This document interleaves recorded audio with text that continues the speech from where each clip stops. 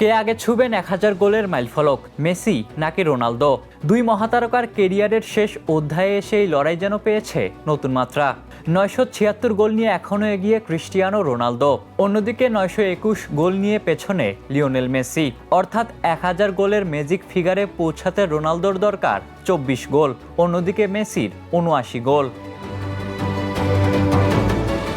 তবে হিসাবটা এত সহজ নয়, কারণ চলতি বছরেও দুর্দান্ত ছন্দে রয়েছেন এই দুই মহাতারকা।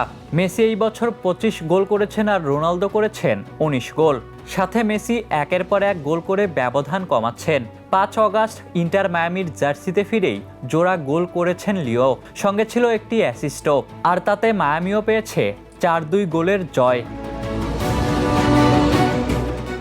বিশ্বকাপেও দুজনই দেখিয়েছেন বয়স কেবল সংখ্যা।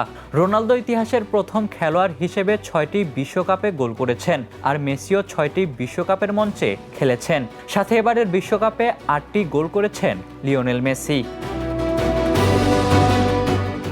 এখন তাই আসল লড়াইটা 1000 গোলের। রোনালদো কি আগে পৌঁছে যাবেন, নাকি পিছিয়ে থেকেও দুর্দান্ত গতিতে ব্যবধান মুছে মেসি ছুবেন ঐতিহাসিক সেই মাইলফলক?